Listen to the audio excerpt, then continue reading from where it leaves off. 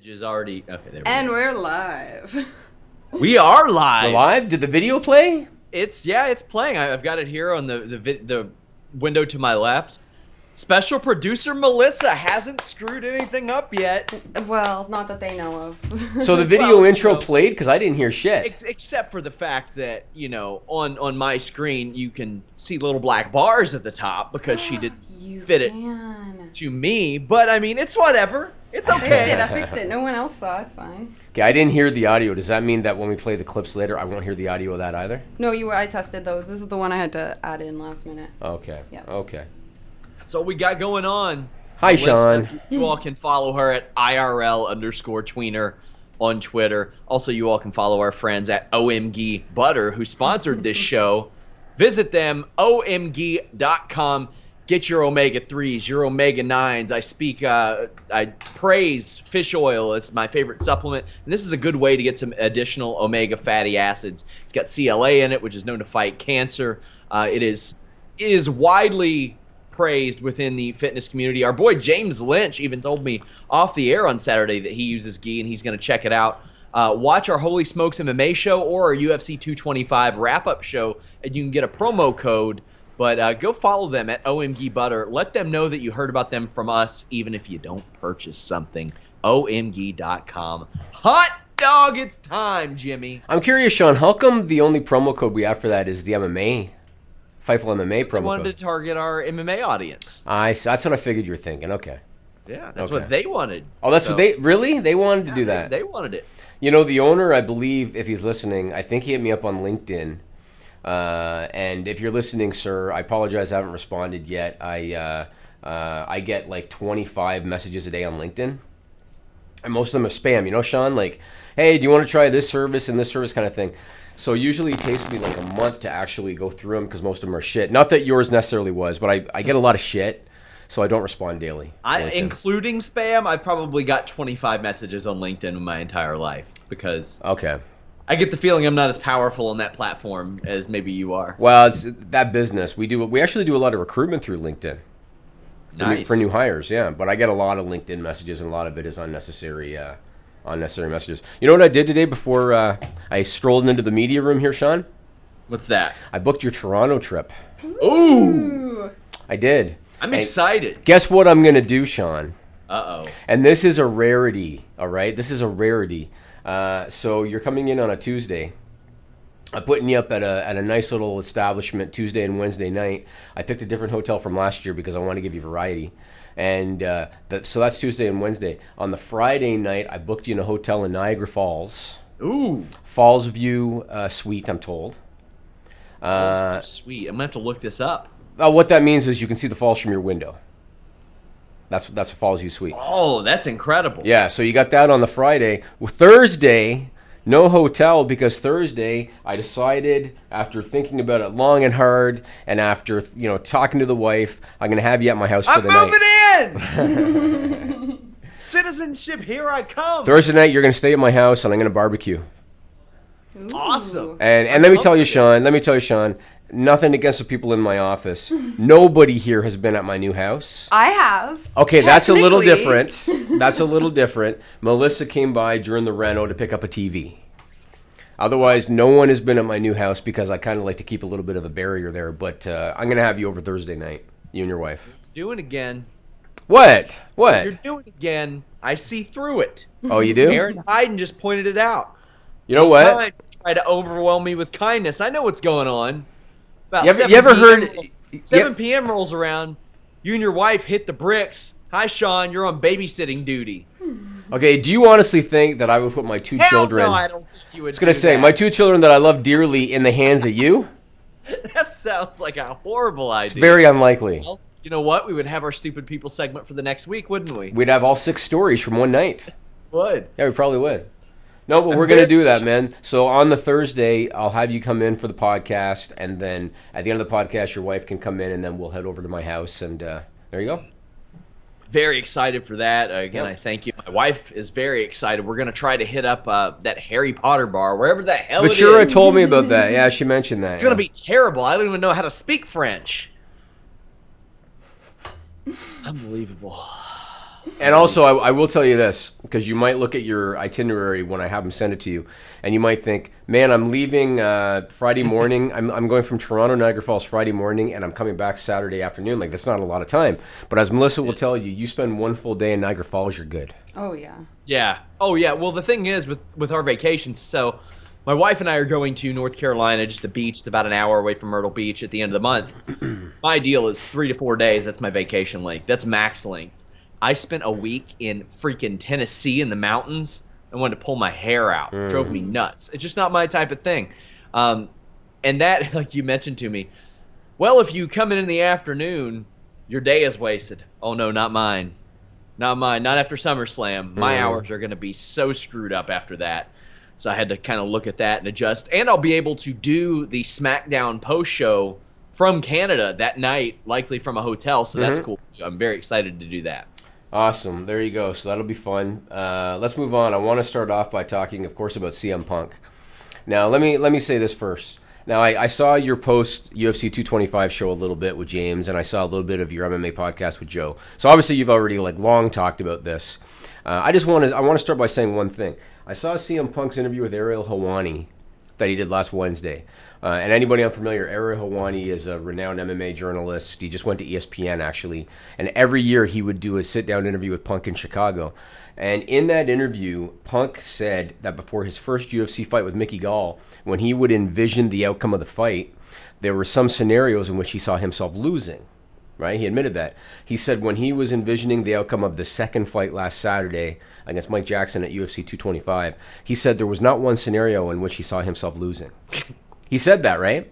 Yeah, he And did. so I thought to myself, you know what? He hasn't fought in almost 2 years, and he's at one of the best gyms in MMA, and Mike Jackson's an unknown commodity. I actually thought he had a good shot to win. I did too, but it was based on the unknown. We hadn't based on seen the any unknown. footage of him. Yes. I've managed fighters. I've done fight coordinating. I've done commentary. I've trained. I taught kickboxing for a while. There ain't no goddamn way that guy spent 3.5 years at Rufus Sport. And this is what I was going to ask, and it's funny because Showdown Joe was the first guy that I heard mention that on the Tuesday MMA podcast. He said, I would like to know in 3.5 years, how much actual time did he spend at the gym? Now, I do know that Punk was injured and he had to have back surgery, correct, at one point? Yes, he did. And he probably lost a few months at least with that. And then with the trial, he lost at least the last 2 weeks of his fight camp. You never know beforehand how much shit he was dealing with that. So he lost at least the last 2 weeks of his fight camp for that. But We're just talking watched 1,200 days, man. Yeah. 1,200 days since the beginning of 2015 Yeah. to then. And, him dabbling before that. Yeah. Man, I just felt like this- he was completely outclassed, and I posted a tweet after the fight on Saturday night, and I stand by that. And what I said was, I respect him because it takes balls to get in there and walk in that aisle. I think Mike Jackson even said, you don't understand the pressure of walking down that aisle, going to the cage. And the fact that he did that, and the fact that he made weight, he was 169 pounds. He made weight, and he had to deal with a trial the last 2 weeks of his fight camp. I very much respect what he did. And guess what? I'm getting a tickle in my throat again, Sean. But I very much respect what he did. But that being said, I felt he was completely outclassed, and I really question how much actual time he put in at the gym.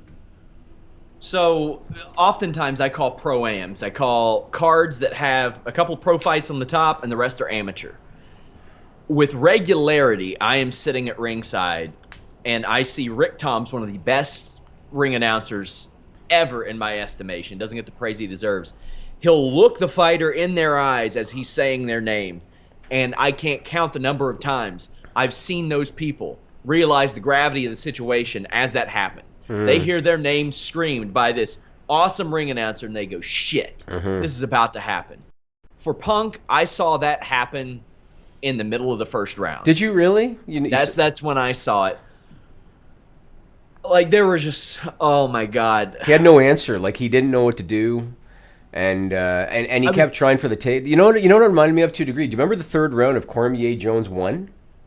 Yeah. And anybody that's not overly familiar with MMA, Daniel Cormier, light heavyweight champion John Jones. Cormier was an Olympic wrestler, and in their first fight, he was schooled by Jones in wrestling by the third round. Maybe it was the fifth round, the last round. Cormier knew he was going to lose, and all he wanted to do was take John Jones down because he was supposed to be the wrestler.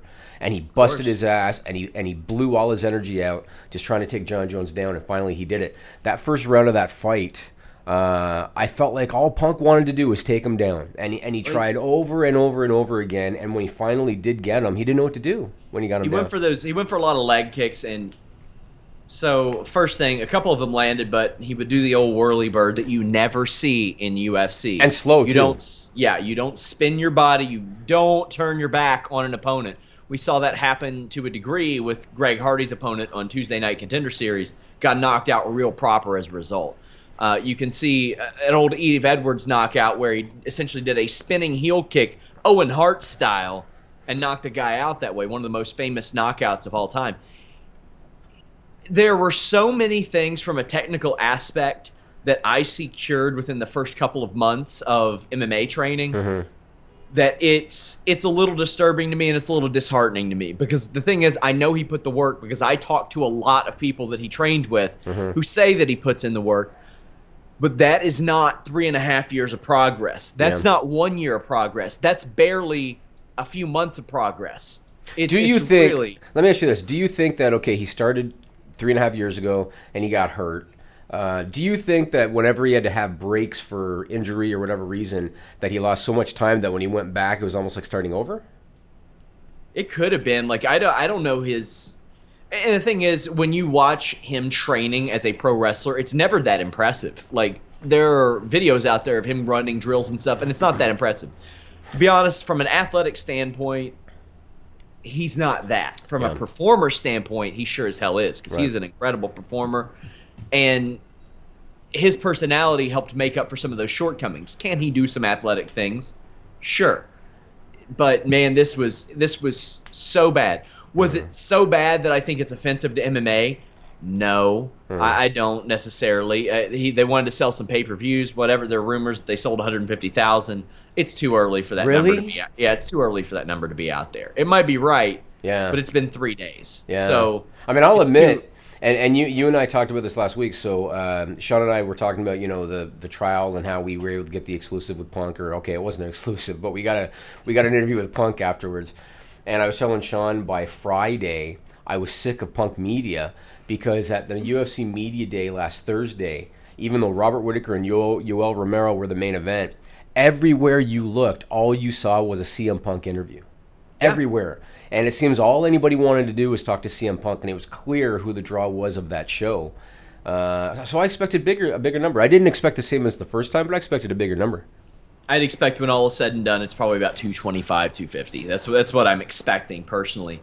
So from an execution standpoint, it was miserable. It was sad. Honestly, in the modern UFC era, and I'm talking post-Ultimate Fighter, it was legitimately 2 of the worst male performances I have seen inside the cage in the UFC ever. And that goes for Mike Jackson, too. I don't buy that he carried or coasted. I think that he was not talented enough to beat CM Punk because he didn't have whether it was the confidence in his mind, whatever. I don't buy for 1 second that he carried CM Punk as opposed to making a name off of him by knocking him out. I think that he was fearful that maybe some errant shot would knock him out and he would get embarrassed on a grand stage, the grandest that he's ever been featured on. And he's not going to be seen anymore as a result. He'll get a booking somewhere, but I don't think in the UFC. So I agree with you to a degree. I think that he was definitely afraid, because I saw a lot of his post-fight stuff that he did. I think he was definitely afraid of being the guy to lose to CM Punk. He said so in one of the post-fight interviews. And I think he was definitely afraid, if I go for the knockout, if he catches me with a shot kind of thing. But I also think, and it's funny because one of the reporters asked Dana White at the post-fight press conference straight up, the rumor is that Mike Jackson wanted to go 3 rounds because he wanted to milk his television time. Because he talked a lot in his post-fight stuff about, he kept calling himself the Truth and saying, I'm a journalist and I have a podcast and I'm doing some kind of a food thing, and he kept talking about his non-UFC endeavors. And I even saw in one post-fight interview where he acknowledged that he's not an elite level fighter. Based on all of that, I think he had zero intention of fighting in the UFC again. And I think that he thought this is a chance to get a payday, and it's a chance to get my face on television. And I think that that's what he was thinking the whole time. I think he was talented enough to finish Punk because he had him hurt more than once. But like you said, I don't think he wanted to be the guy to take that shot and lose to CM Punk. I want to put up this tweet, Melissa. You've got it, because Punk. You saw the fight, Sean. Joe Rogan wanted to talk to Punk after the fight, and he actually said, "Hey, Phil, stick around." Yeah. And Punk took off, and apparently went to the hospital for precautionary measures. Punk posted this on Twitter afterwards. He said, quote, "You win some, you lose some. I'm 1-1 this week, and I'll take it. Thanks to my team, my family, my friends, and the fans. Wouldn't be here without any of you. Respect to the Truth Jackson. Thanks for the fight. You only live once, and I'm alive." And like I said, I give the guy credit for the balls to get in there, but I was just very disappointed with the effort. And I see no way. Obviously, Bellator will give him a chance because it's Bellator, and Scott Coker is Scott Coker. Some regional promotion. He might fight on Fight Pass for somebody. Yeah, maybe. But if Mike Jackson was really looking to milk his TV time and that's how he did it, then he's an absolute moron because knocking out CM Punk would have got a lot more play than whatever it is he did. Yes. Also, he can talk about his outside the cage. I've got more Twitter followers than him, so apparently it's not. Yeah, and you know what else he said that I didn't agree with too? And he said it in more than one interview, because I noticed that a lot of what he said, he repeated himself over and over in the same interviews, or in different interviews. He said, "I knew if I didn't take him out in the first round, I was going to be in for a long night." And I thought to myself, how many fights have we seen get finished in the second or third round? You know? Everybody that I've seen train in my gym, if they had Punk in the position in which he was in, would have finished him. Yes. It's just unbelievable. Like closing his guard. You don't see people close their guard unless they're throwing elbows these days. Right. Punk was punching off of his back. It was real weird. Yeah, it wasn't great. Moving on. So let me tell you, Sean, when you have two little kids and you have to prepare breakfast in the morning, right, especially on a weekend, it can be like 10, 11 a.m. by the time you're able to check your phone. Yeah. And so Saturday morning, I checked my phone, I think around 11 a.m., and I had a text message from you, and I think the time of the text message was like 3:30 in the morning. Yeah. And your text message said, "When you get this, check the site." And I'll be honest with you, Sean, 11 a.m., the first thing I thought of is the site crashed. Oh, no. I was thinking, I'm going to go there. There's going to be an error 404. I'm going to be like trying to reach my devs on a Sunday knowing they're not going to answer the phone. Yeah. And that's what I was thinking. I go to Fightful.com, and what do I see before my eyes? I see an exclusive with Corey Graves. I am going to just turn the floor to you, and you can explain how this whole thing unfolded. Oh, man. So there's an awful lot to talk about here, and it's something that I wanted to talk about on this show because we often talk about how things affect Fightful and how they affect our viewers and our readers. And I stand behind what a corporate shill Corey Graves is with the nicknames. Just going to throw that out there, but I respect what he did. Go ahead, Sean. I got something for you later in the show about that. By the way. It's sweet. I want to hear it. Okay, so we have busted Corey Graves' balls about the Booker T situation because nobody bought that was legit. We posted as much on our site, and he said, well, nobody reached out to me. Nobody reached out to Booker. Well, I had reached out to Booker. As it turns out, I had old contact info, but Corey has no contact info. And we can't just message Corey Graves and get a comment on the record, or at least that's how it seems. WWE does not straight outlaw their talent from doing this because, quite frankly, they can't. They're independent contractors. However, it is frowned upon. They provide media training, social media training, media sensitivity, all this type of stuff to their people. WWE talent are not supposed to talk to Fightful. They're not supposed to talk to Pro Wrestling Sheet. They're not supposed to talk to Wrestling Inc., WrestleZone, Wrestling Observer, PW Insider, any of that stuff. Some rare exceptions are made. Heath Slater started up a wrestling school. He did a couple interviews. I was the only media at the Arnold Sports Festival, and I hit up WWPR, and I said, hey, I've been to 2 of these. I've spent 8 straight hours, 4 different times covering this. I would appreciate it if you hooked me up with an interview. They did that. I appreciated it. Radio Row. If we got on Radio Row for SummerSlam, any of that stuff, sure, they can talk to us. No big deal. However, they don't like me, say, contacting a Jason Jordan. I'll throw out a name I've never talked to outside of a scheduled interview. They don't want me to hit up Jason Jordan, schedule an interview on my own, and just talk about whatever because they are afraid, quite frankly, of what a full-time wrestling journalist would ask a Jason Jordan. Obviously, say some absolute turd who doesn't do this for a living interviews Paige, and for some reason Paige is granted access to it. What do you think the first thing they're going to ask is? Or at least the first thing WWE is afraid they're going to ask about are the video leaks and all this stuff. So Lillian Garcia gets to interview her, or an ESPN, or Sports Illustrated. And they know that as a result, the Fightfuls, the WrestleZones, the Pro Wrestling Sheets, the Wrestling Incs will cover that, because if we don't, somebody else in the wrestling news landscape will, and that's where the viewers will go. So they know that news give to ESPN and Sports Illustrated, which quite honestly don't give a shit about wrestling viewers, don't give a shit about wrestling fans, as you see by some of the coverage, which is then shot down by wrestling superstars.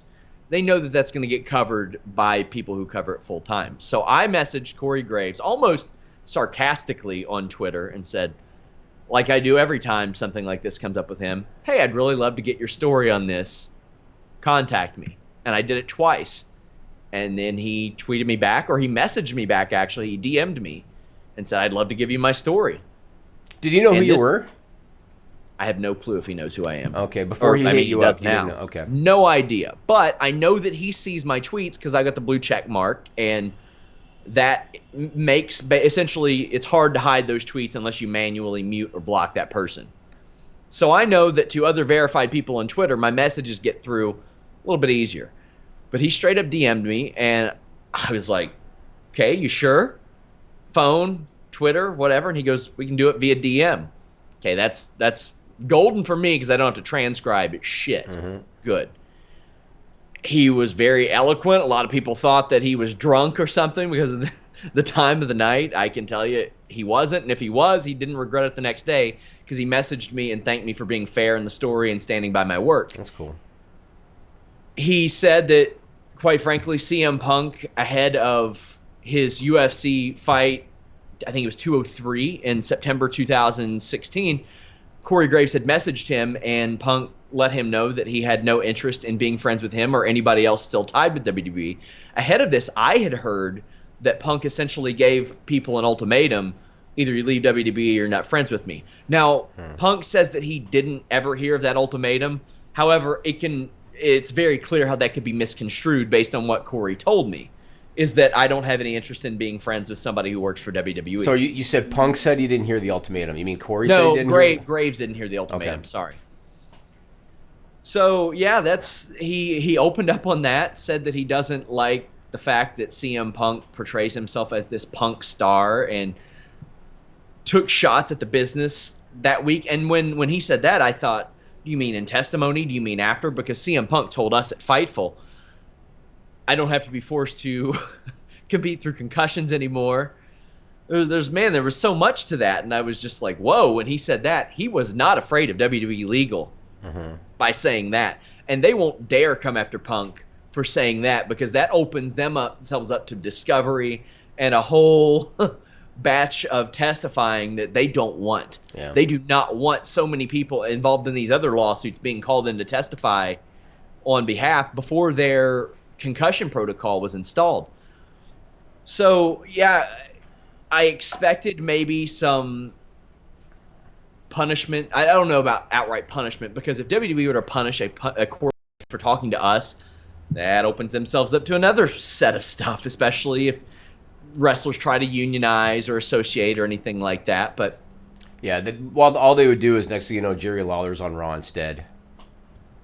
You know? Yeah, well, and he told me that he respected CM Punk's drive, but he sent that text shortly before, and he says that he had talked to Punk since he left, although it wasn't as much. And it's just, he said it didn't have anything to do with court or testimony or nothing, that it was corporate. He was just upset that he lost a friend in such a way.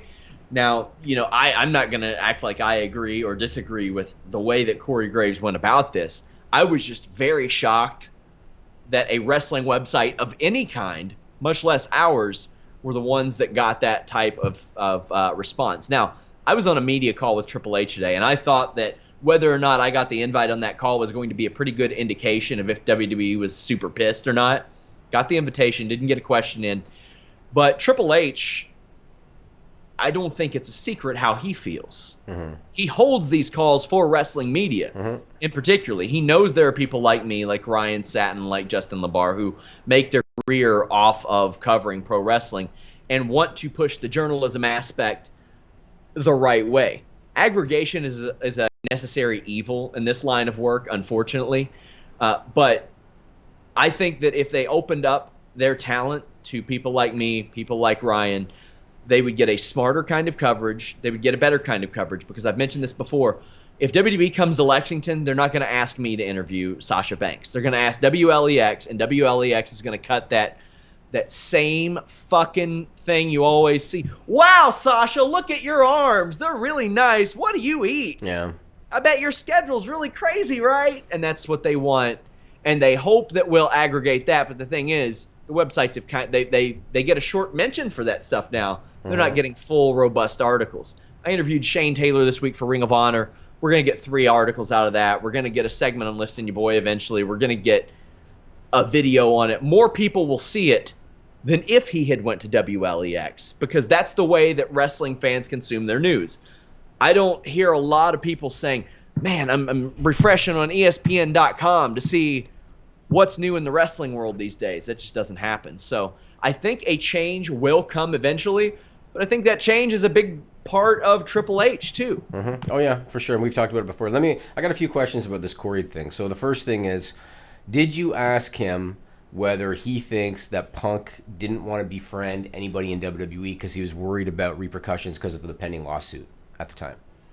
I did, but all he really said was he didn't see, like, nothing that he tweeted was corporate, and he just said that he was more offended that he turned his back on the business and stuff. So I'm just wondering if Punk's mentality. I'm wondering if Punk's mentality was, I don't want to be friends with you because your company's going to sue me, and I don't know if anything I say you might then tell them. Yeah, I mean, I could, but I mean, then Cole Cabana was backstage too recently. But see, the thing is, there were rumors that there was a falling out because of that as well. And I had heard, and you could tell this situation had a profound impact on Colt Cabana. Oh, of course. Especially financially. For sure, for sure. And his attorney said on his podcast that he, in his 45 years of law, nothing that he has done has ever caused a verdict so quickly for a trial so long. Right. Another question I have, I thought Punk and Kofi were still tight. I didn't ask about that. I even specified to him, you don't need to name names, but are there others who have done this? And he goes, well, I'm not going to name names, but yeah, there are. Yeah. And that's the thing. I didn't want anybody else implicated. That's the thing. On any given week, I talk to a half a dozen WWE wrestlers, not including all the other places, but I can't go on the record with them. Yeah. And they won't go on the record with me. I don't even bother asking them to go on the record with me because I know the answer. So, and honestly, the things that I ask, I've said this before, unless it's right before the show, I don't report storyline news, and that's based on the script information I'm given, because I don't see a benefit of it. It changes so much based on the whims of a 70-something-year-old guy. That until it airs on television, you're right. It's not worth it to me. Yeah. So what I tend to do is I ask the people that I know how they feel about certain things, how their bodies are holding up, what they see changing. I take the temperature of things. And then I address those, and I'll write articles accordingly. And I pride myself on being objective and trying to push things in the right direction where maybe a lot of people don't think wrestling journalism can go. And I think there's a lot of people that are doing that. And I think Triple H sees that.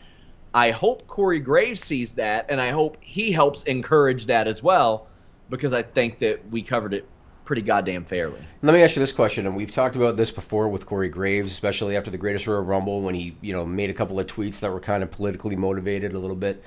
Do you think that Corey Graves, I've used the term before, too big for his britches? Do you think that Corey Graves in his mind thinks, I'm doing Raw and SmackDown now, I'm untouchable? And this is why he wasn't afraid to give you an interview, because do you think that he thinks I'm untouchable?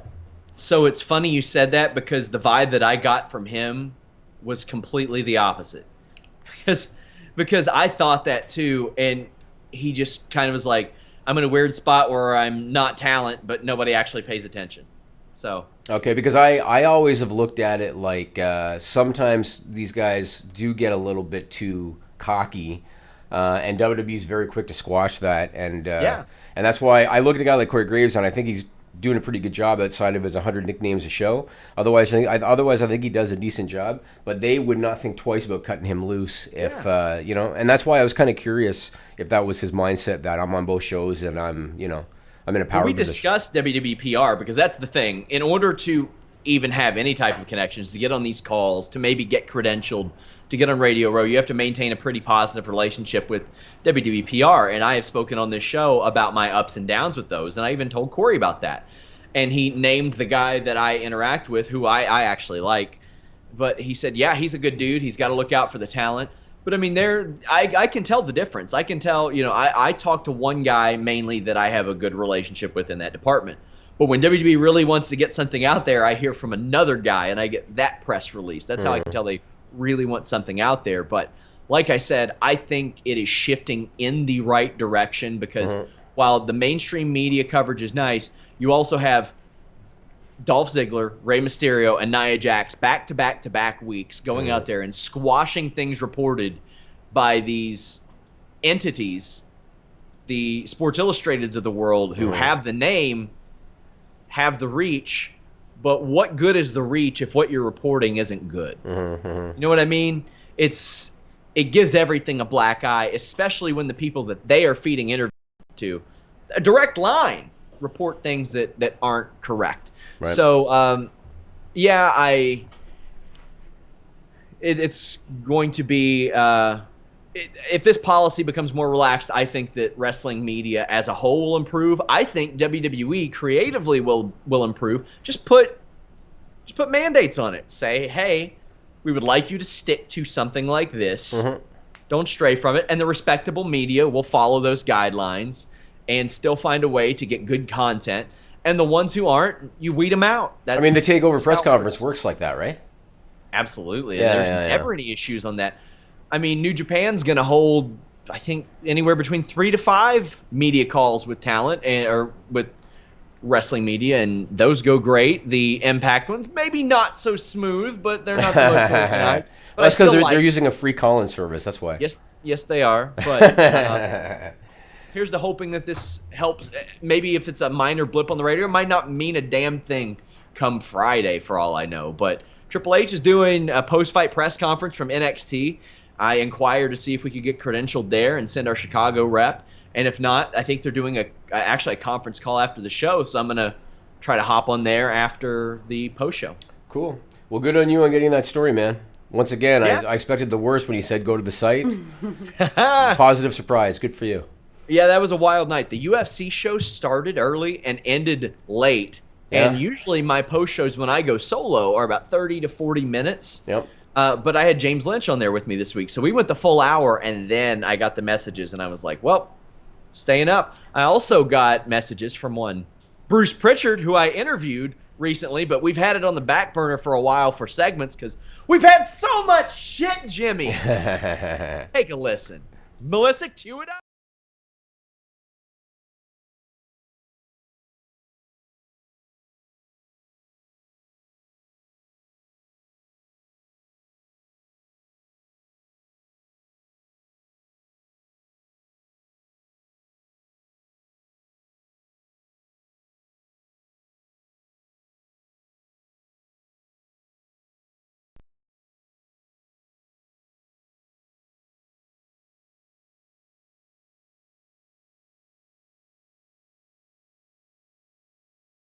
Hit it back up. Oh, I hear something.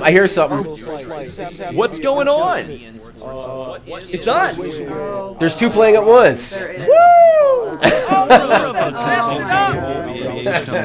Oh, she's getting flustered. I figured it out. Give me a sec. She's playing 2 interviews at once, Sean. This is gonna be on the the blooper reel. She's gotta change her Twitter name to IRL tweener to IRL heel. She's heel of lifting your boy. You all have to go to Fightful.com. Maybe I can push the Prichard thing to next week, but man, I'm getting behind on these. Lindsay is shaking her head no through the window here. I see her. She's shaking her head no. For the whole business. What's airing right now? Like, are we on screen right now? We are on screen right now. We're talking. Oh, she can't hear us. because we do have this. I don't want to say new media. Oh yeah, we know that. We know that. Figured that out. For you, Yeah. the distribution of your show, but Lindsay said we can't hear the clip. We're like, yeah, we knew that already. Okay, I think we're good. Okay, try it one more time, Melissa. Let's hope. I hope people. Yeah, we'll try it one more time. And if this thing starts smoking, then we're canning it. WWE's obviously the juggernaut. They have the broadcast rights where people are aching to pay them. But you also have Ring of Honor, which is owned by a broadcast company. Man, who am I paying for training? Like Who? Lucha, who are trying to I don't Nigel. think you can blame him for this one. Nigel, you're Come fired, on. bud, if you're listening to this. But where do you see that going? It seemed like a few years ago, any wrestling company that was putting consistent programming out looked like they were landing. How's your day going, Sean? Good? Kind of slowed down. Well, I think that That's all right.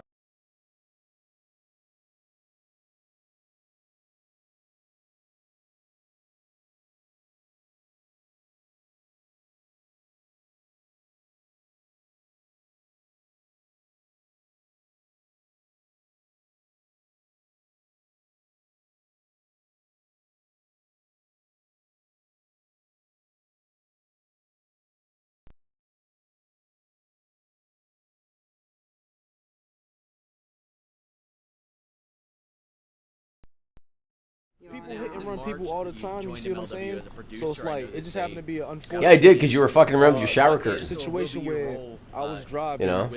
In retrospect, okay, I need Nigel and Melissa. I need to put you guys into a meeting. I guess Nigel's back on Monday. And work with some of We're the going to talk younger about talent and I think that they have, but they're doing a lot of television let's move production, on. Think you can do the other clip help at in that area. 410-ish? I'm working with their producers, their talent. Are you fucking kidding me? I had it right there already. Like pretty soon I'm gonna be like this, Sean. Just to try and Is that what you want? what they're doing. I think the more I don't want to be like wrestling organizations, yeah, but quality like with all due respect to Jeff Hawkins, I don't like this look. opportunities that you can provide for talent. I Is think it? better for the whole business? Come on, Melissa, lose the clip. Where do you see Is it unmuted? as far as broadcast going in the next few years? Because we do have this. I don't want to say No, don't do that. Don't do that. Stay here. Stay here. Don't take a piss. Don't take a piss. We've seen. Stay here. Is the video on the screen right now? On and off, No? El Rey. We've Okay, so we're good. So we're back to Hearing us. the audio? juggled between We're back to us, Sean. different networks. WWE's obviously the juggernaut. They have the broadcast rights where people are aching to pay them. But you also have Ring of Yeah, but is that delayed though, Sean? Is their message delayed? people like Aero Lucha who are trying to find something.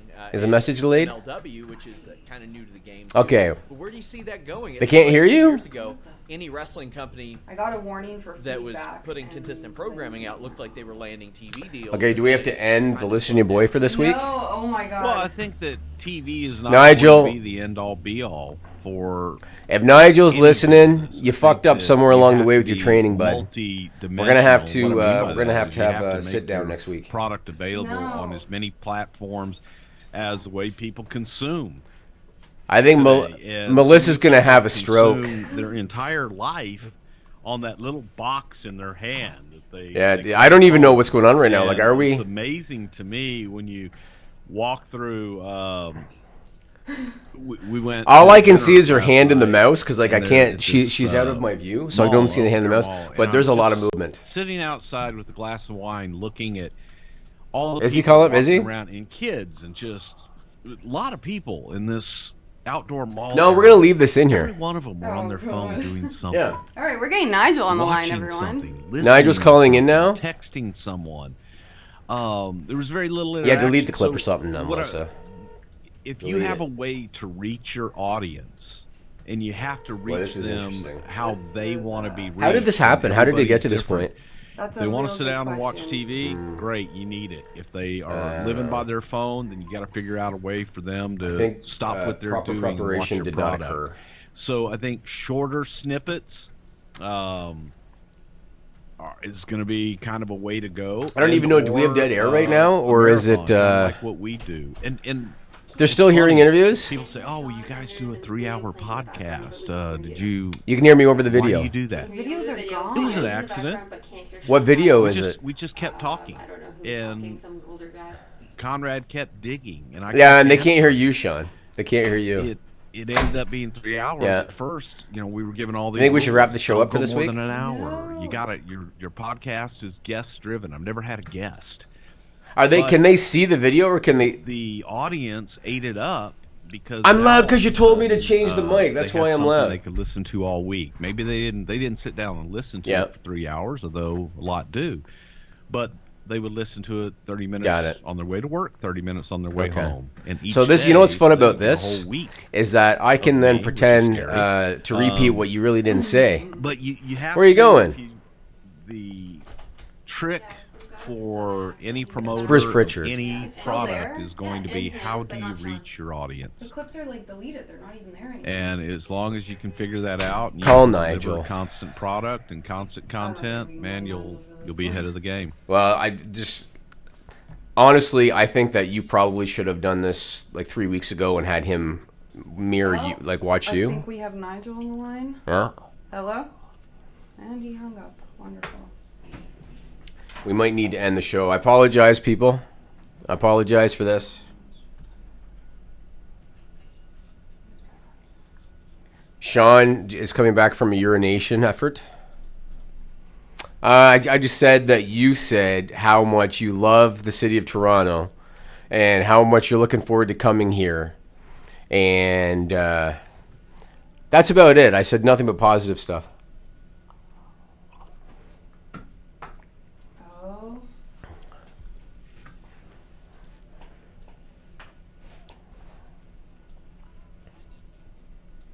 Oh, wait, I may have figured it out. Let's wait until the leg is gone and they can confirm. Oh, Melissa thinks she figured it out. Yeah, we'll see. I might have also broken it even more.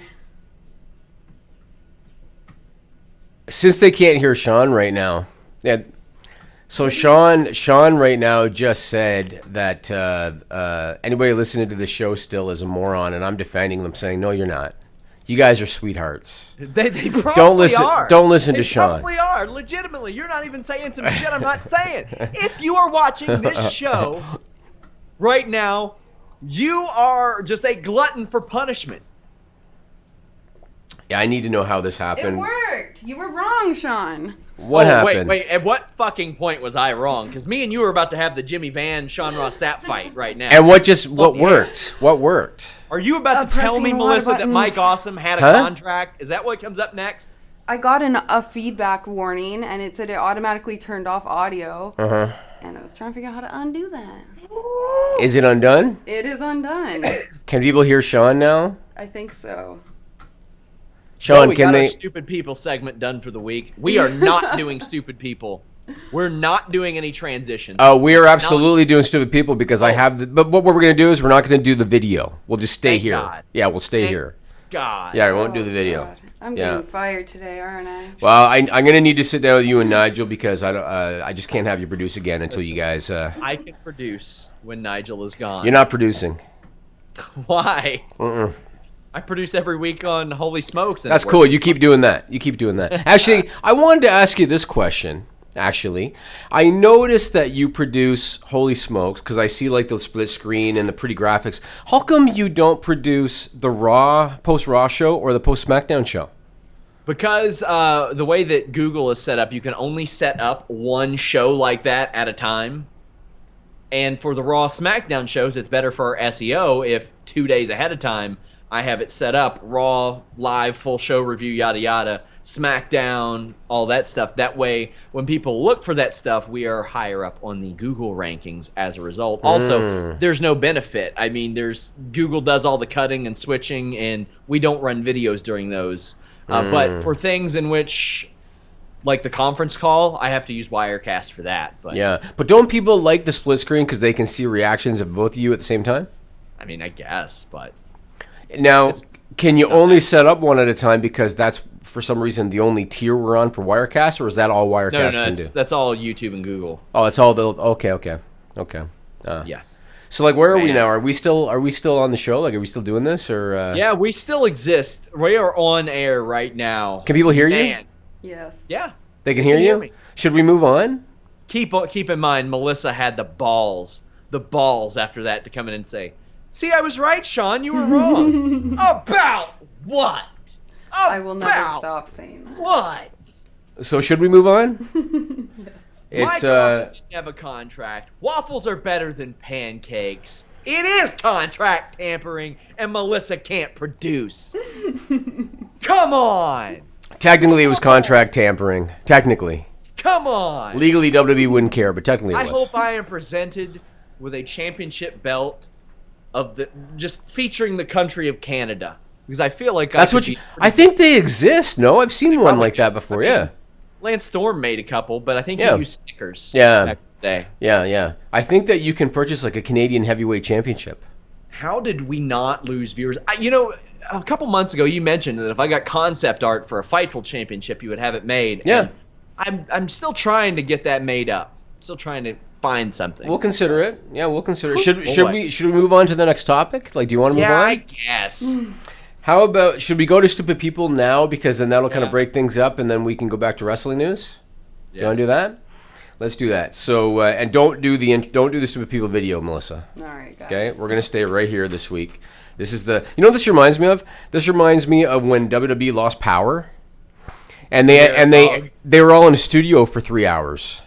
That's kind of what it reminded me of. Do you remember? So was that, you mean the Beware of Dog show? No, remember? Maybe it wasn't the power. Maybe it was the snowstorm. Oh yeah. That was a couple years ago. Winters ago. Yeah, and they were all stuck in a studio. Yeah, the power did go out at Beware of Dog, and they had to run back a couple matches. Yeah, 2 nights later. So it'd be just like that. Oh, you know what? Okay, here we go. I thought I didn't have Stupid People printed out.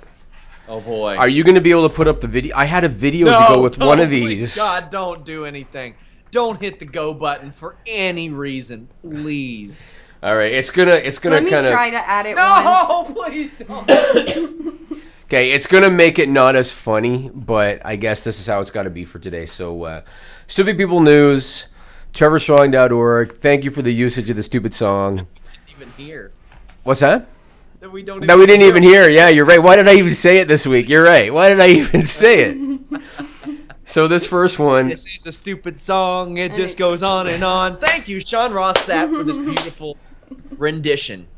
You might find some meaning, then you would be wrong. Hot dog. So this is reported by the Tampa Bay Times on June 8. You might find this one interesting, Sean.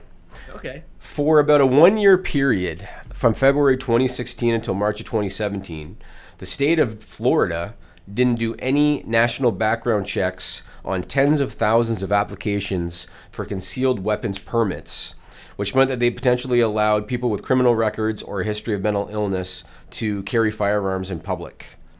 Why do you think that the Florida government didn't do these background checks? Laziness, because, without getting into things, the NRA has the government in their pockets. A lot of reasons. So the reason is because there was one person in charge of the checks for the state, and they couldn't log into the system. Ooh. And you remember the cartoon where Bugs Bunny sawed off the state of Florida and it floated away? Kind of vaguely, sort of. Yeah, that's how I feel. Well, so it turned out that they use an FBI database called the National Instant Criminal Background Check System. The employee, they actually printed her name in the Tampa Bay Times. Her name is Lisa Wild. And apparently she reported one time in April of 2016 that her login wasn't working. But she never followed up again, and she never tried to log in again for a year. She was interviewed by the Times. She said they were overwhelmed by the number of applications, and she was under pressure to quickly approve them. Oh, God. So it was literally like Bruce Almighty when he was sick of it, so he got the computer and just said yes to everything, and like 1,000 people won the lottery. That's basically what it was. Yeah, that's a pretty good comparison. There's the damn tickle again. Got the tickle again. This next one, reported by the Boston Globe on June 7. I had a video to go with this, and it was going to be the perfect video, but we're going to have to just kind of go without it this week. Is that the interview? Yeah, please. Yeah, it's the interview. I can give it a shot. I don't know if I want you to do that. I don't know if I want you to do that. Please don't. Maybe I'll let her have one chance, but don't do it yet. Not till I'm ready. God. Not till I'm ready. I'm going to give her one chance. No, please. All right? But I'm going to tell you the story first, Sean. Oh, my God. A 23-year-old man named Foshin Fitz. Apparently that's how you spell his name or pronounce his name. He was charged with motor vehicle homicide last week in the hit-and-run death of an 80-year-old man named Theodore J. Schwab. All right? They had dash cam video evidence that identified the vehicle as registered to Fitz's mom And they thought that they could recognize Fitz as the driver on the surveillance footage, but they weren't 100% sure. They showed up at the home of the vehicle, the registered vehicle, saw the vehicle was there with damage to it, went in, talked to the mom. She acknowledged that the son had been driving the car, got him, brought him to the police station, started questioning him. His attorney called the police, said to him, don't say anything until I'm there. Right? They didn't have enough evidence to arrest him based on limited questioning, so they had to let him go pending an investigation. Get this, Sean, and this is what the video's for. Should I just say it, Melissa, or do you want to play the video? Say it, please. Yeah, just go say it. I'm just going to say it. He leaves the police station still wearing like the white jumpsuit that they put you in, right? Mm-hmm. And as he's leaving, Fox 25 Boston News is out there. Now, keep in mind, this tickle in my throat's killing me. I might need you to get me some water, Melissa. Oh, got it. Keep in mind, he had just told the police nothing because his attorney said, don't tell him anything, right? Yeah, they're asking you questions. They need to know something. Yes. Fox 25 News asked him for comment, and in a live interview on Fox 25 News, he acknowledges that he hit the guy. Nah. And he said, honestly, this is what he said. He said, hit and runs happen all the time. Didn't mean to do it. Was listening to music. Might have been going a little bit too fast. And I hit the guy. The police saw the interview on the live news, went to his house, arrested him, and so he got arrested for motor vehicle homicide. Isn't that amazing? God damn. Can you imagine? God damn. Still wearing the white prison thing that they give you when you're So in... he didn't even change before he got arrested again. Well, I don't know about that part, but he did That the would have interview. been handy. Thank you very much. Thank you very much. He did trying to get those brownie points after screwing up our show. This last one, now get this, Sean. I have 2 SRS file stories this week. Oh. One for regular Stupid People and one for Stupid People Extended for Fightful Select, so long as we can do it and record it properly. Then we're gonna have one for Stupid People Select and one for now. And this is a good one. So this is for the SRS file reported by the Miami Herald on June 12. This is also a good one, Sean. And I kind of wonder if you would have done this in the same situation. Oh, okay. 34-year-old man named Rasheem Drummond out of Harrisburg, Pennsylvania, met a girl online. Okay? Okay. They go out for dinner or whatever, go back to his apartment. She's sitting in the car. He said, wait here a minute, I'll be back. Goes into his apartment, comes out with a gun, robs her. Right? Takes her cell phone and her cash. As he's going back to his apartment, she chases after him, so he turns around and he pistol whips her in the head with his gun. She calls police. Police show up. She said he's in there, his apartment. They go in. There he is. Her cell phone's in the trash can. So he gets arrested, right? And they arrested him for robbery and carrying a firearm without a license. The pre-trial comes. Oh, boy. Man's got to go before the judge and face the charges. And he hands an envelope to the Pennsylvania District Attorney General. And the PA District Attorney General assumes, okay, he's got a pre-trial letter from his attorney. Opens up the letter, or opens up the envelope, it's full of his shit.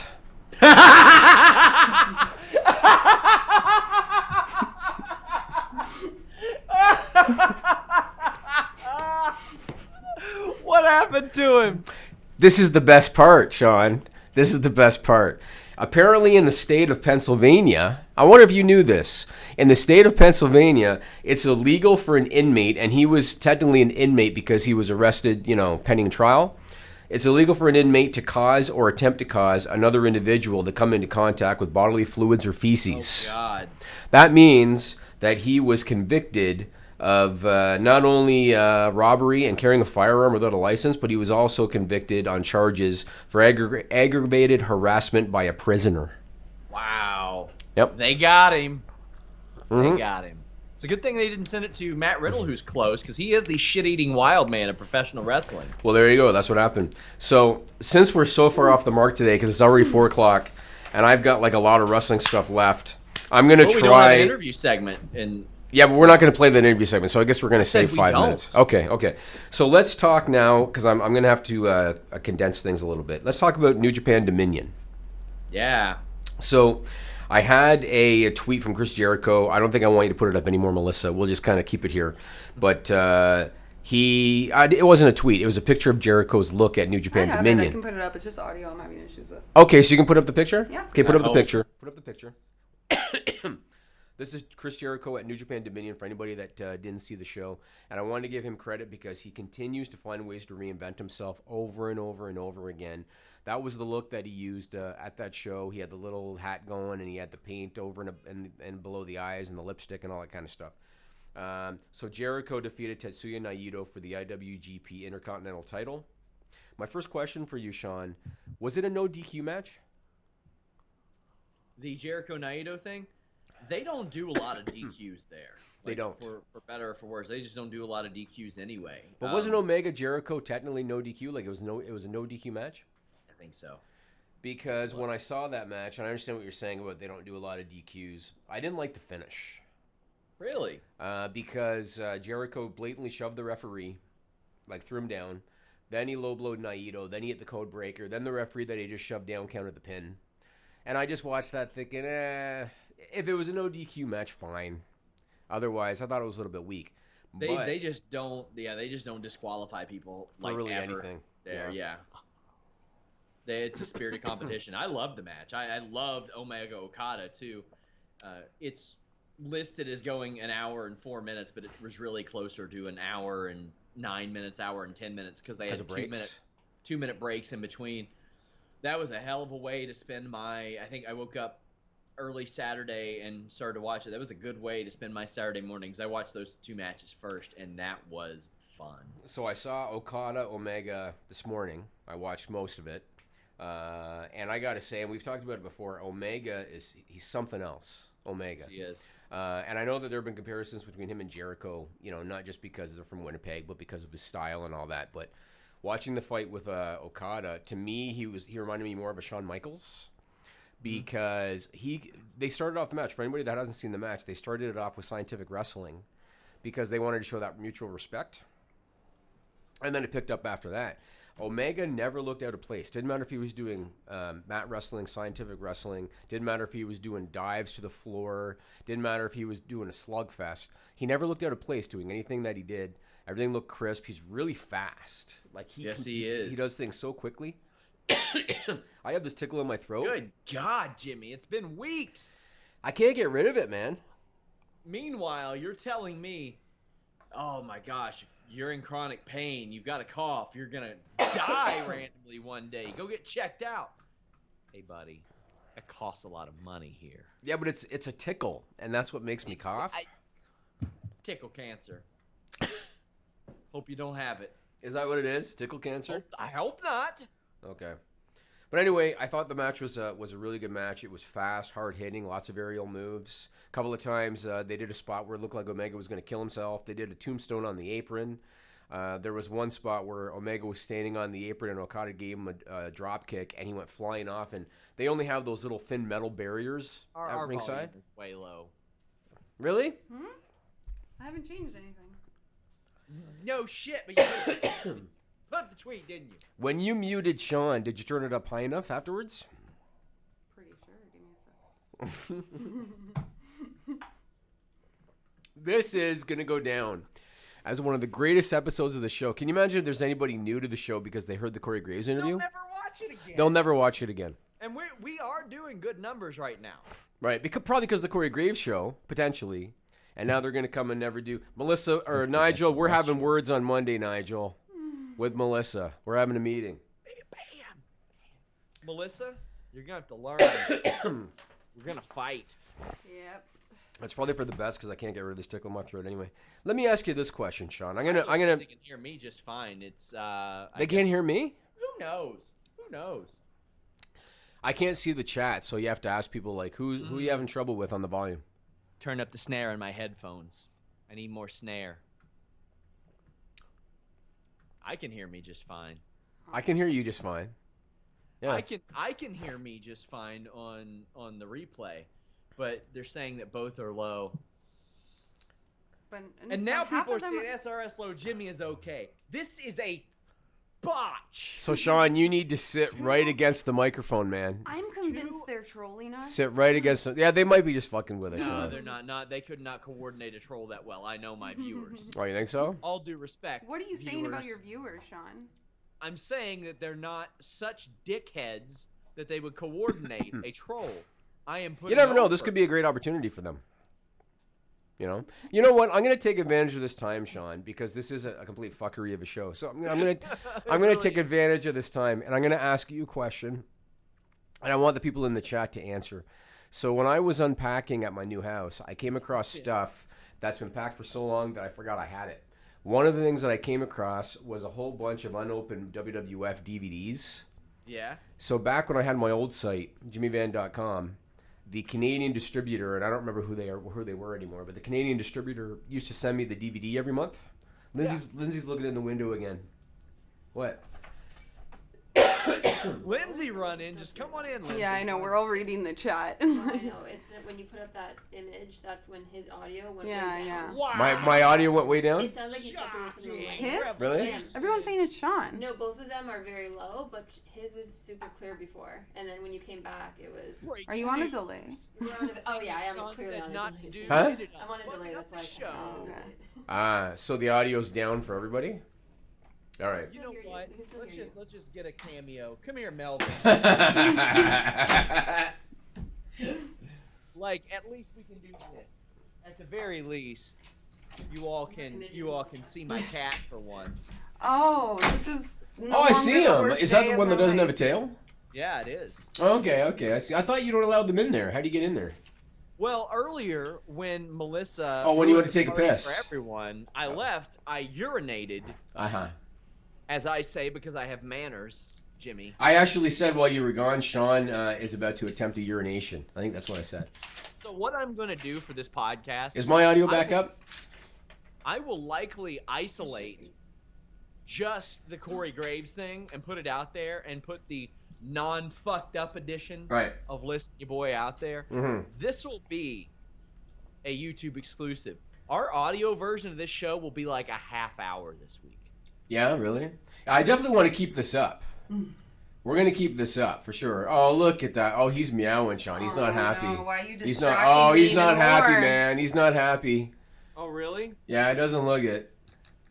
Looks like he's happy to me. Yeah, he seems pretty cool now. Okay, commenters, when this syncs up, let me know. Oh, look at that. Oh, he's trying to eat your earbuds, buddy. There you go. Fun fact, one time he got kidney stones the day of WrestleMania, and we had to have him have emergency surgery that night, so that was busy. Oh, so you didn't tell him you have to hold off till the main event? Oh, he was about to die. Oh, that's not good. You don't want that. Bro, what are you doing? He's going on your shoulders, man. He's too big. He's giving it a shot. Oh, look at that. Look at this. Melissa, we got to take still images of this. I'm going to use this. We got to take still images. Oh, man. Sean sounds good. Does he? Apparently, one person said that. And how am I? Yeah, but that's a troll. Oh, that's the troll. Like, the things I do to entertain the Fightful faithful. Okay, I want to get in a couple more wrestling things because we need to have enough content even for the edited version of this. So let's get in a couple more wrestling-related things. I want to ask you about this. All In might be leading to more indie ambition, Sean. The Baltimore Business Journal reported on June 12th that Sinclair is looking at doing a show at MSG next year. My mic is still quiet. Is it? I think I broke Sean. How did we go from last week to this week? It's a good thing I run 30 shows a month for this site on my own, because if I had to deal with other people... I don't know how we got to this level. Everything was fine last week. Like, how did he get to this? And apparently Jimmy's mic completely off. This is fantastic. My mic's out? What? That's what they say. Lindsay, get back here. No. Yes. It'll take a minute for her to hear this, probably, but... Hey, Lindsay, get back here. You can hear me? At this rate, yeah, we're just... Like, it sounds like you're in a box. Like, it's... It sounds like I'm in a... Well, I am in a box. This is a small media room. It's just low, but we can hear Why both is there of a you. black It's fine, screen? they're just trolling. There's a black screen now? There's a black screen now. Yeah, hold on. I'm reading something. How did it get to this point? How did it get to We this go point? off the air, I think we need to go off the air. No. and we just faded to black. Did We're we? good. We're good. I God. was turning something off. What happened, Melissa? Everything happened, Jimmy. We're back on the air now, I think. And we're live. Man. So is it actually fixed? I cannot tell who is screwing with me. It's probably never gonna be fixed. Hey everybody, party's over. Melissa fucked it up for everybody, so just go home. Whew. The commenters are asking where Nigel is. This is by far the most engagement we've ever had on a show. Is it? But that was my plan all along, Sean. Yeah, that was the SEO Lord plan all along. So, do you think Ring of Honor is going to run MSG, Sean? Yeah, I do. You do? I do. I think they'll do it just to do it, just to say they did type of thing, because they got a lot of money and they can. They do have good funding. You're right. You're right. Let me just run this by you. So I actually did a little bit of research, which is why I'd like to be able to get this in, even though the show's completely fucked. So the Sears Center Arena in Chicago that All In is going to be running. Yes. Ticket prices started at $28. Most seats were $53. The back rows of ringside 103, second row of ringside 128, and front row ringside 153. That's for the All In show. Okay? WWE's upcoming show at MSG on July 7. Tickets start at $31, which is comparable to All In's lowest price, but most seats go up to $61. Again, relatively comparable. Where things start to get quite a bit higher is floor seats. And obviously at MSG there's a lot more floor seats. Floor seats go from anywhere from $106 to $300, and then they have merch packages for $399 and VIP experience packages for $640, which are all way more expensive than All In. Here's my question for you. If Ring of Honor was to run MSG, not only do they have the cost of the building, which is obviously way more than the Sears Center Arena in Chicago. It's not even on the same level in terms of rental costs. The ticket prices, especially for floor seats, is way higher. Do you think that wrestling fans, because they'd have to tap into the casual market to a degree, I think, to get 15,000 people at MSG, do you think that those wrestling fans would be willing to pay 100 low end, 300 high end, maybe 600 high end for floor seats for MSG, for Ring of Honor? Not for Ring of Honor. No, not for Ring of Honor. All In, perhaps. There's a little more brand confidence, and I think there's more goodwill built from the All In people than Ring of Honor. You think that Ring of All In fans would spend $600 for a package? Maybe, yeah. Really? Maybe. I mean, they paid it for StarCast and all that shit, didn't they? They're paying a lot of money to go to StarCast and All In. There's a lot of people that are doing that. What's the cost for what's the cost for that StarCast? I don't know. I'd have to look. Okay. Because I thought the average ticket price for All In was like $50. I thought.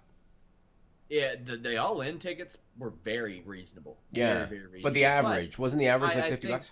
I think they could get people to pay a little bit more for something like an MSG. You think you could get them like up to $300 for floor seats? You think? For front row, maybe not floor seats. Okay. And you think they'd pay that for All In? Really? Yes. Interesting. Okay. Well, we'll see. Did you hear that WWE is promoting an upcoming appearance by Omega and the Bucks?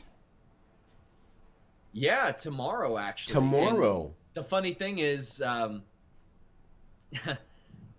that New Day filmed their segment last week for this week's SmackDown. Because of that? Because they're on the road? Yeah, because they're at E3. Yeah. Okay. So we're doing this on June 13. At least we attempted to do this on June 13. And tomorrow, June 14, the E3 gaming conference in LA. Xavier Woods is actually going to stream it live on his Instagram account, the Up Up Down Down Instagram account at 4 p.m. Eastern Time. The New Day versus Kenny Omega and the Young Bucks in a Street Fighter V showdown. So yeah, and then after that, me and Melissa are going to fist fight in the media room. This might have saved your man bun. I might have to not cut it off. Well, let me Wow. I was being nice before. There ain't a goddamn person in that office that can out wrestle me to cut this man bun off. Especially you, Melissa. I'll let you have this one, I guess. I put the price tag up there, and because of Melissa, the price tag to cut my hair has increased. To what? $15,000. American. Can I ask you a question, Sean? Yes. What if when you're in Toronto, okay, what if I brought the same clippers that I used to do this little job on my head here, what if I brought those clippers to the Toronto Blue Jays game and I had an envelope with $15,000 US in it, and I said to you, this is yours, but only if I do to you what I've done here to myself? I would really consider it. Would you? Consider it. I love my hair, though. So I would like people in the chat or on YouTube comments to tell me, do you think that I should consider getting $15,000 US, bringing my Clippers to the Toronto Blue Jays game, and live streaming Sean Ross Sapp getting his head shaved like this for $15,000 US? Probably should. You probably should. But I would expect that envelope to actually be filled with good old Pennsylvanian shit. Oh, it'd be good old Toronto Blue Jay hot dog shit, Sean. Hot dog shit. Ugh. Here in Cincinnati, you really got to pick and choose where you get your hot dogs at the stadium. Because if you get the concession hot dog, it's shit. But if you go to Gold Star, the Gold Star they have within it, it's pretty good. Problem is, you're spoiled when we do the Jays things. You get lobster rolls and shit. I've never eaten lobster in my life. What? I've never eaten lobster in my life. I tried. And I'm the one that fucked up, really? Your team had me try oysters for the first time when we went out for dinner on your dime after the show. How have you never had lobster before? It's just not my thing. I eat salmon and tuna, and that's really about. What about it. like low end like Red Lobster? Have you ever had like low end? I've actually never been to Red Lobster. I'm going to take care of. Honestly, I'll probably take her right before we fly out from. Red Lobster's low end. It's not the good stuff. Well, I mean, we're just looking for somewhere to eat before we fly out. But yeah. You've never had lobster. You know what I might have to do? We're not exactly near any oceans or anything. No, but they fly that stuff in or whatever. Like you can go to a decent seafood restaurant, I'm sure, in Lexington or Cincinnati. Can I on my pay, Jimmy? You hear this? Okay. Talking wrestling. What's the point? When you come to Toronto, I'm gonna have to figure out what night to do this. They are mad at you calling Red Lobster low end. It is low end. Come on, people. Low end? Not everyone is a fucking millionaire. Okay. Anybody can go to a seafood restaurant and get good lobster and not pay $100 for it. Seriously. Red Lobster's low end. It's not the same Joseph thing. Farley does say, Sean, there's enough lakes in Kentucky you can get catfish. Yeah, I mean, with the right trajectory from here, I could piss over the Ohio River or just piss in it, which is what most of the residents do, which is why it's disgusting. But fortunately, all that shit floats up to Portsmouth, Ohio, the real toilet seat of America. But wow, this is just a lot of information. It's bad. But yeah, as Pat just pointed out, lobster's like 50 pounds. $50 a pound in a nice Lexington restaurant. So yeah, $50 is probably about right for like a good lobster dinner. Yeah, it's probably about right. My wife ain't working this fall, Jimmy. So lobster's off the menu. I think you know what? You can even. So have you heard of the Keg? It's a Canadian chain. Have you heard of the Keg? No. Okay, so the Keg is it's a bar and grill type chain in Canada, and they do a decent steak and all that. It's all right. When you go to Niagara Falls. And since you said you go to Niagara every weekend, Melissa, you're probably familiar. Mm-hmm. Niagara Falls has a Keg right around the where the water is and where the casino is and everything.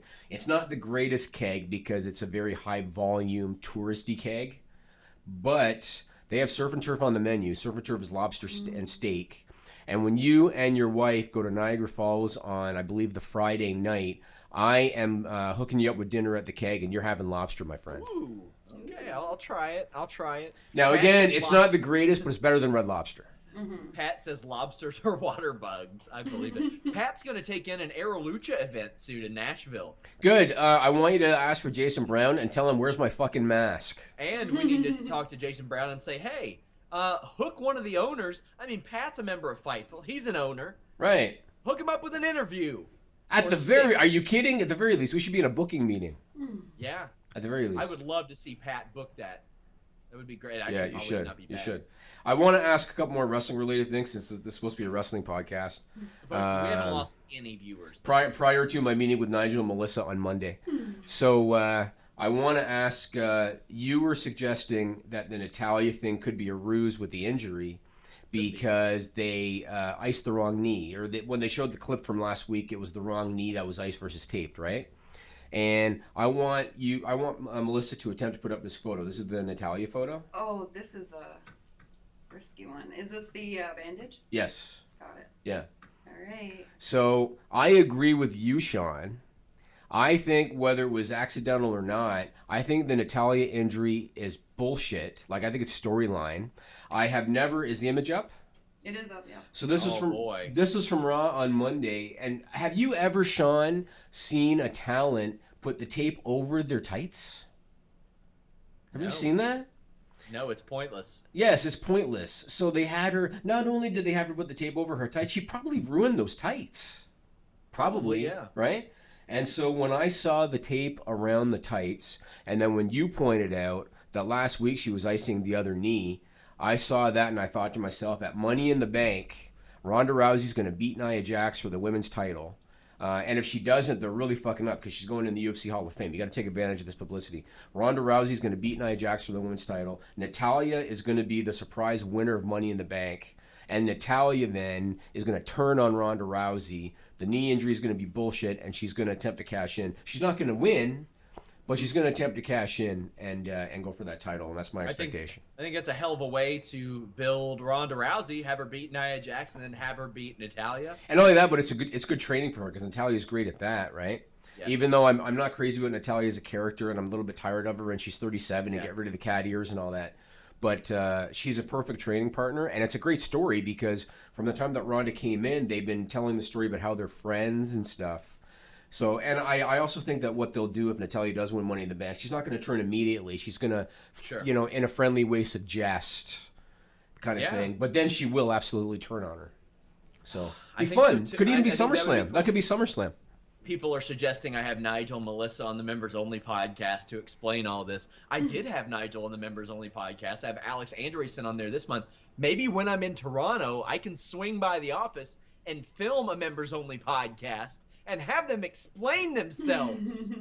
I'll tell you what, you can have them for a Members Only podcast after we have a meeting on Monday. You know, the irony is, if we had a Members Only podcast, nobody would see it because they would fuck it up.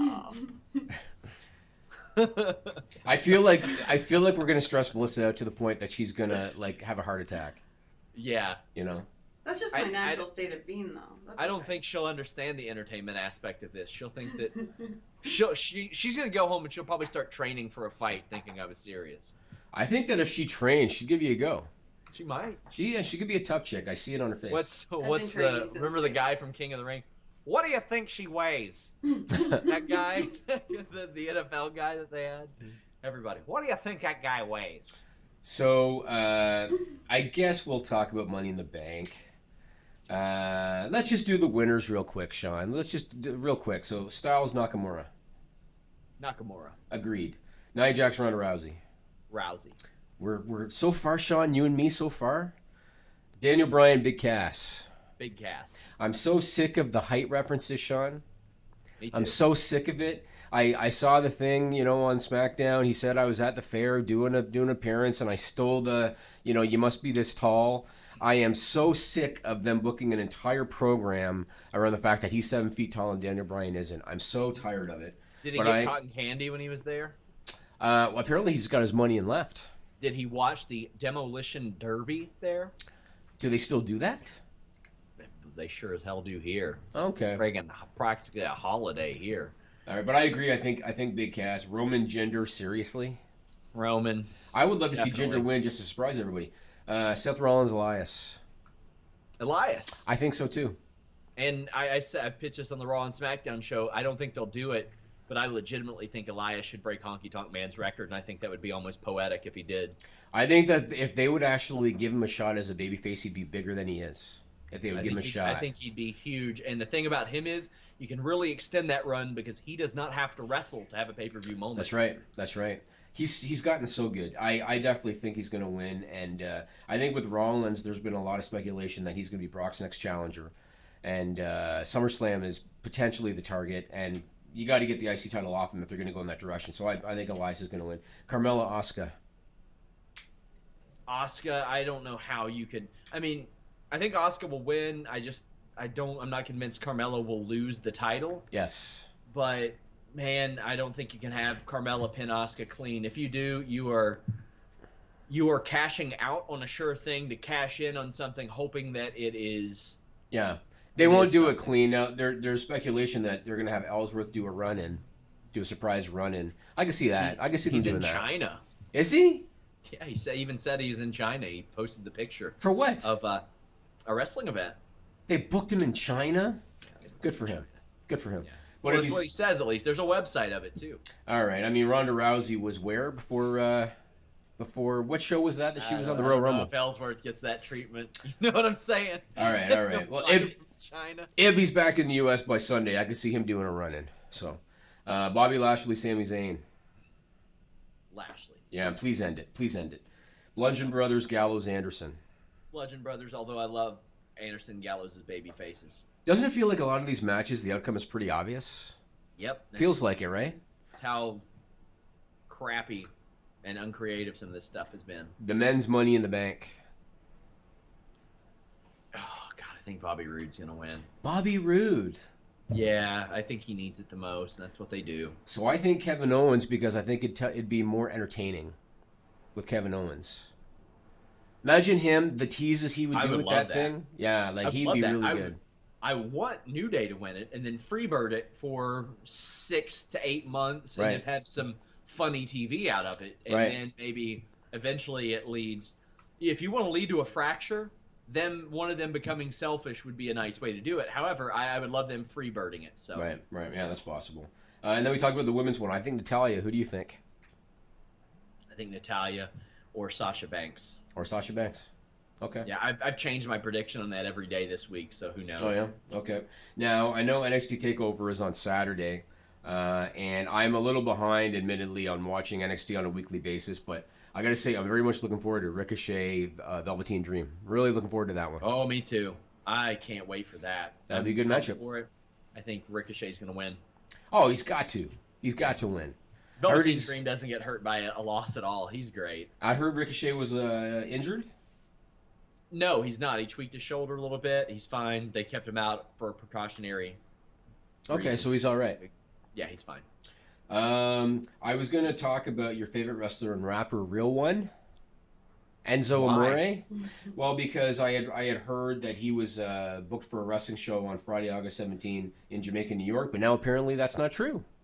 Yeah, his attorney is saying that it's not, so I guess it's not, at least as of now. That's odd. I wonder if it's because the promotional poster in parentheses under Real One, they put Enzo Amore. I think they put formerly known as Enzo Amore, which I think they're allowed to do. I think they're allowed to put formerly known as, but I'm not sure. So I mentioned to you that I was going to bring up, and you all can see this for yourselves by subscribing to FightfulSelect.com. But on this week's Raw production script that I got a hold of, it had pretty specific instructions for commentary, and they had voiceover notes that Alexa Bliss demanded to have an entrance this week, and there were VTR voiceovers that they specifically had, like, patience is a virtue for some, but not for Jinder Mahal. The modern-day Maharaja laid down a challenge for a match on social media, and Roman Reigns accepted. Money in the Bank comes early when the modern-day Maharaja steps into the big dog's yard tonight. Word for word. Yeah. Another one.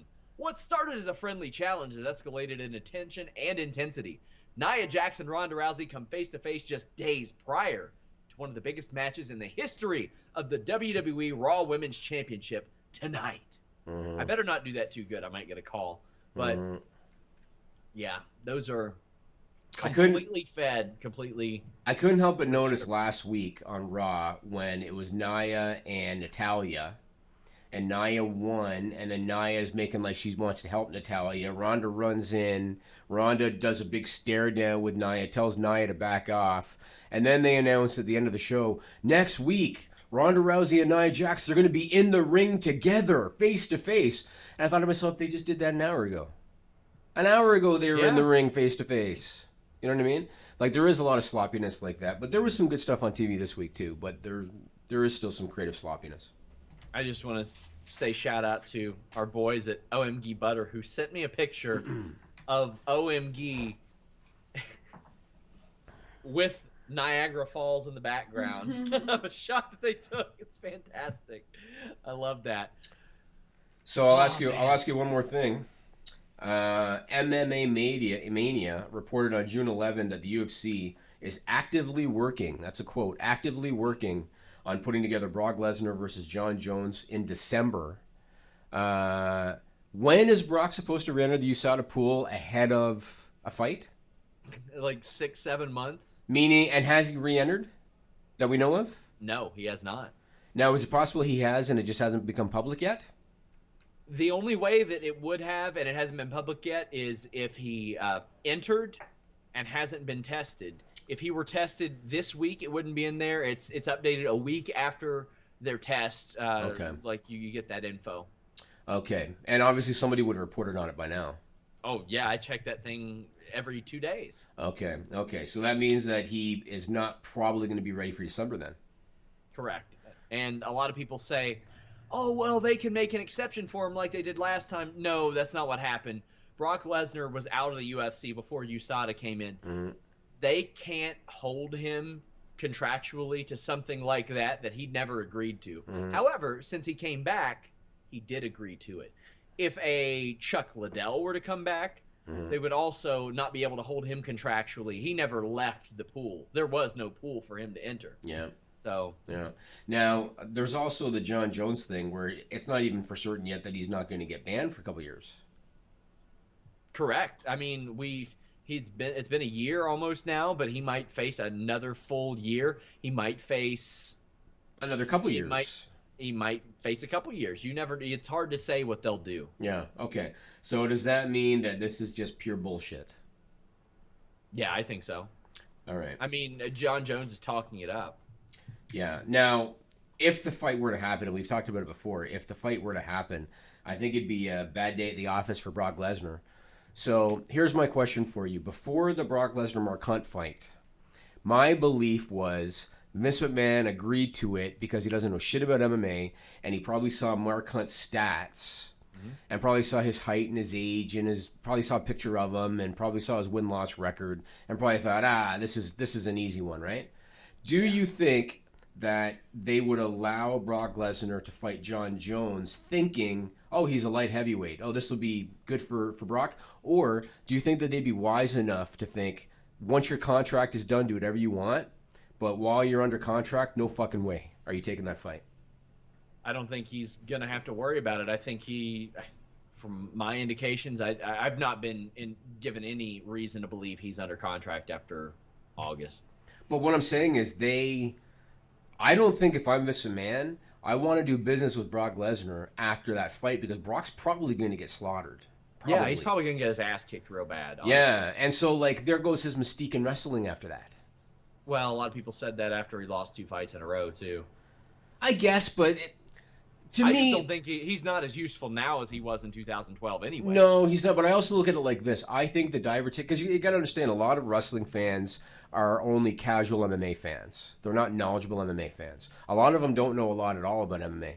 I think that diverticulitis was his excuse with wrestling fans. Right? I think they thought, oh, if he wasn't sick, Cain Velasquez wouldn't have killed him, and Alistair Overeem, by then Brock wasn't even into it kind of thing. I think that he had a ready-made excuse. If he goes in there with Jon Jones, aside from them saying, oh, he's 42. That's pretty old. That's pretty old. But what I'm saying is, aside from that, there is no other excuse if Jon Jones goes in there and picks him apart. Well, Jon Jones is a better MMA fighter than him. That's the excuse he is. And I think that a lot of people are more willing to be educated on that than prior, because I used to get a little guy can't beat a big guy argument seriously. Like, me and Vince used to go at it about that, and I gave him 30 examples off the top of my head where that happened. Didn't Big Cass just use that on Tuesday night? Yeah, but I mean... And there are some people that are stupid and believe that, but yeah. I think MMA has helped a lot of people become educated, and you see. I mean, there are some people that think that the absence of experience is better than a negative experience. There are some people that are like, "Oh, well, CM Punk come back to pro wrestling would be a joke because we know he sucks in MMA." Well, I mean, what does that mean about every other person who has never trained or never competed before? Yeah. I mean, there are levels to this shit, and he just wasn't at that level. Brock is not at Jon Jones's level. Yeah. But I don't think it really affects Brock that much. I really don't. In terms of still being a draw in wrestling, you mean? Yeah, I don't think it hurts him. Okay. Well, we somehow managed to get through this. We're gonna attempt to do Stupid People Extended for FightfulSelect.com. It's just gonna be a picture of my face for like 30 seconds. Hopefully by the end of this day, Melissa's employment is extended. Melissa will be. I like Melissa, contrary to Melissa will be fine. She will be fine. Yeah, no problem. I just got to make sure it doesn't happen again. Is it like Cody saying Bullet Club is fine, but he's going to fight Kenny Omega on pay-per-view in a month? I heard for the IWGP title, right? Yeah. That's what I heard. That night, July 7th, hopefully I'm going to try to do a live post show right after New Japan, and I'll have UFC on my screen, and then immediately after, I'll go live with the Miocic Cormier. Oh, that's going to be a good fight. That's going to be a good fight. Who do you think's winning that fight? Ooh, I don't know. And that's why I love it so much. Daniel Cormier is an undefeated heavyweight, and Stipe Miocic, by all statistical meanings, is the most successful heavyweight in UFC history. I think Cormier is going to be able to take him down pretty much whenever he wants, I think.